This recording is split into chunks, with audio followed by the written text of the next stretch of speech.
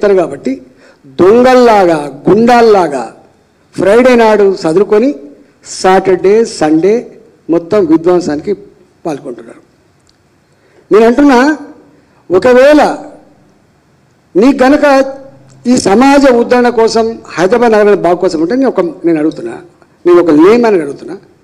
ఇవాళ స్వతంత్రం వచ్చి 77 ఏళ్ళు అవుతుంది.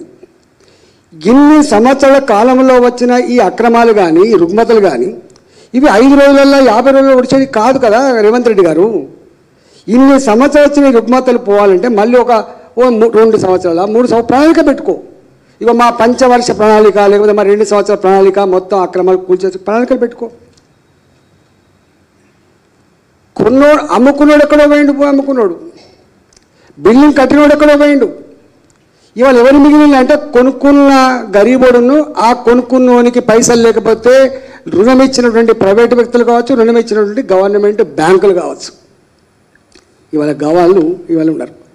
ఎంత దీనంగా అంటే అంత బాధితులంటే, నిన్న మా శ్రీనివాసరెడ్డి గారు, తోకల శ్రీనివాసరెడ్డి గారు, గగన్పాడు అనుకుంటా, అక్కడ గగన్పాడు వాళ్ళ తాత ఆయన టీవీలో ఏమెత్తాడు, వాళ్ళ బాకాలు టీవీలో వాళ్ళ చెంచాగిరి చేసేటోళ్ళు వాళ్ళు మాట్లాడుతుంది ఏంటంటే 75 కోట్ల రూపాయల బఫర్ జోన్లో కట్టిన అక్రమ కట్టడాలు కూల్చివేసి ఇవాళ ప్రభుత్వానికి 75 కోట్ల రూపాయల సంపద ఇలా దక్కింది అని వేస్తాడు.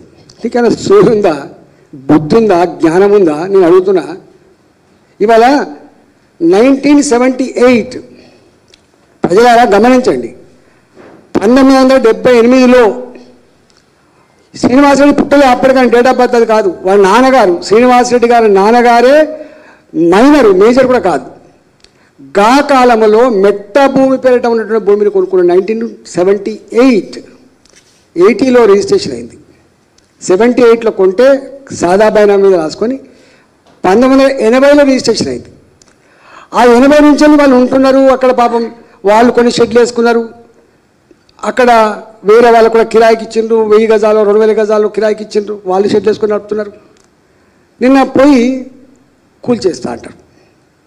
మరి కూల్ చేసే ముందు ఎప్పుడన్నాను ఇది బఫర్ జోన్లో ఉందని చెప్పినవా, ఎఫ్టీఎల్లో ఉందని చెప్పినవా, పర్మిషన్ లేకుండా కట్టినట్టు చెప్పినవా, ఇది అక్రమం అని చెప్పినావు? ఎట్లా ఏం చెప్పినావు నువ్వు? ఫోన్ చేస్తే ఎత్తరు వాళ్ళు, ఫోన్ చేస్తే ఎత్తరు వాళ్ళు. ఒక ఆమె పాపం కూల కొడుతున్నప్పుడు ఒక ఆమె మాట్లాడినా పెట్టది.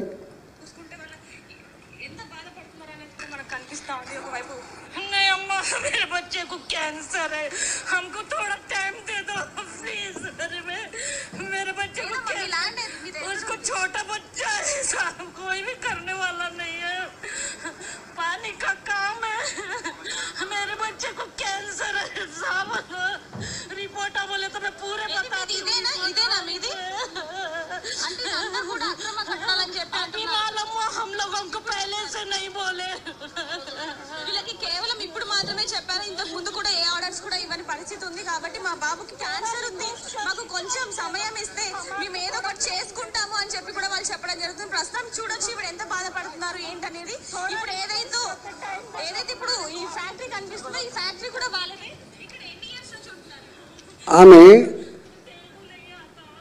ఆమె అనేక సంవత్సరాలుగా అక్కడ ఒక షెడ్ వేసుకొని నీళ్ళ ప్యాకెట్లు అమ్ముకొని బతికేటువంటి ఒక సాధారణ పేద మహిళ. వాళ్ళ కొడుకు క్యాన్సర్ వచ్చింది, చిన్న పిల్లడు ఉన్నాడు. వాళ్ళకు ఉపాధి అది తప్ప ఇంకోట్లేదు. ఏమన్నారు వాళ్ళు? ఎప్పుడు ఒకనాడన్నా మీరు వచ్చి ఒక నోటీస్ ఇచ్చిన సందర్భం లేదు, ఇది కూలగొడతామని చెప్పిన సందర్భం లేదు. దాని పక్కకే శ్రీనివాసరెడ్డి ఉంటాడు. ఆయన ఏమడిగిండు, నాది విలువైనటువంటి వస్తువులు ఉన్నాయల్లా, మా కంపెనీ చాలా కాస్ట్లీ ఇన్స్ట్రుమెంట్స్ ఉన్నాయి ఆడ, ఆ మెషినరీ అంతా కూడా చాలా కాస్ట్లీ ఉంటుంది, ఒకవేళ నువ్వు కూలగొడుతూ కానీ ఈ సామాన్ బయటికి తీసుకుపోని అని చెప్పి అడిగిండ్రు తప్ప ఎక్కడి 1978 ఎక్కడి 2024. ఇవాళ ప్రజలారా ఈ చర్యను చూసి ట్రెండింగ్ చేసేటువంటి సోషల్ మీడియాలో పనిచేసేటోళ్ళు కావచ్చు, లేదా ఇవాళ రేవంత్ రెడ్డి రాబిన్ హుడ్ అని పోల్చేటువంటి కువానా మేధావులు కావచ్చు, మీరు ఆలోచించి ఇవి పంపిస్తాను నేను. దీని కాగితం 1978లో కొన్నటువంటిది, 1980లో రిజిస్ట్రేషన్ డాక్యుమెంట్ కూడా మీకు పంపిస్తా. 1980 ఈ డాక్యుమెంట్ మీకు పంపిస్తా. నేను ఏమంటున్నా, మర్డర్ చేసినోడు కూడా జైల్లో పోయినప్పుడు ఉరిశిక్ష పడితే ఓ 6 నెలలు 2 నెలలు 2 సంవత్సరాలు ఏమైనా మనసు మార్చుకుంటారా, మీకు ఏమైనా చివరి కోరిక ఉందా అని చెప్పి అడుగుతారు. కానీ ఇక్కడ చివరి కోరిక లేదు, ఓ నోటీస్ లేదు. దొంగల్లాగా బందిపోట్లలాగా ఇలా ఆ పేదల ఉపాధి మీద దెబ్బతీసి పేదల కుటుంబాల్లో ఇలా మట్టిపోసినటువంటి దుర్మార్గపు ప్రభుత్వం రేవంత్ రెడ్డి ప్రభుత్వం. మేము ఆ సంస్థకి ఎవరు చైర్మన్ ఎవరు నాయకత్వం వహిస్తున్నది ఇంపార్టెంట్ కాదు. రేవంత్ రెడ్డి గారే స్వయంగా, ఈ ప్రభుత్వమే స్వయంగా ఇట్లాంటి నీచానికి ఒడిగడుతుంది.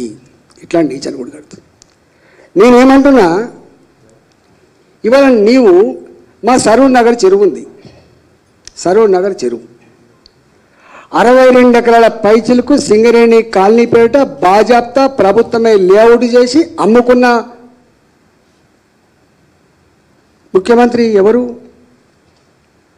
నాకు తెలిసి చివరి ముఖ్యమంత్రి ఎవరో మరి కాంగ్రెస్ పార్టీకి 80 కోట్లు ఇచ్చిండ్రు. అంజయ్ గారా, లేకపోతే భవనం వెంకట్రామ్ గారా, కోట విజయభాస్కర్ రెడ్డి గారా, నాకు తెలియదు. ఇవాళ నీవే స్వయంగా అమ్మితే లేఅవుట్ చేస్తే ఎవరు దీని బాధ్యులు? నా కరీంనగర్లో 2 ఇలా కలెక్టరేట్ భవనం నా ఒక కుంట కిందనే ఉన్నది. నా కమలాపూర్లో ఒక ఎంపీఓ ఆఫీస్, ఒక ఎంఆర్ఓ ఆఫీస్, ఒక కుంట డిస్మాంటిల్ చేసి కట్టిండ్రు. ఇవాళ కొన్ని వందల చెరువులు ప్రభుత్వమే డిస్మాంటిల్ చేసి బతుకమ్మ కుంట, మా బతుకమ్మ కుంట సాహెబ్ నగరు ప్రభుత్వమే డిస్మాంటిల్ చేసింది. నువ్వు ప్రకృతి కాముకులు నిజమే అయితే, ఎకలాజికల్ బ్యాలెన్స్ నిజమే అయితే, ప్రజాహితం నిజమే అయితే, ప్రజా ఆరోగ్యం నిజమైతే ఎందుకు చేసిన మూర్ఖులారా అంటున్నారు ప్రజలు అంటున్నారు. మీరు చేస్తే ఒక న్యాయం, మేముంటే ఒక న్యాయం అంటున్నారు. సమాధానం చెప్పగలే దమ్ము నీ యంత్రాంగానికి ఉందా అంటున్నా.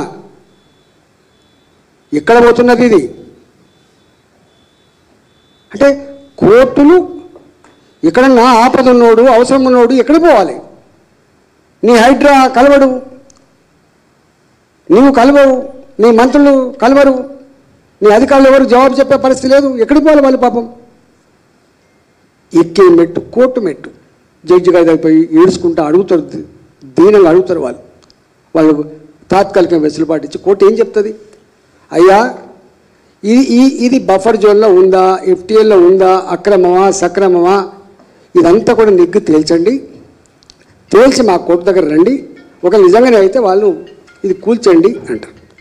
ఆ కూల్చేటప్పుడు కూడా ప్రభుత్వ పరంగా అనుమతులు ఉంటే ప్రభుత్వమే దానికి సంబంధించిన కంపెన్సేషన్ ఇచ్చి కూడగొట్టుకోవాలి. ఎంత శుద్ధపూస మాట్లాడుతున్నా అంటే, ఇక్కడ మూసీ నది ఉంటుంది. మూసీకి వరదలు వచ్చినప్పుడు నిజాం గారు అప్పుడు పోయి అమ్మవారికి కుంకుమ పసుపు ఇచ్చిందని చెప్పి మనం వింటూ ఉంటాం. ఆనాడు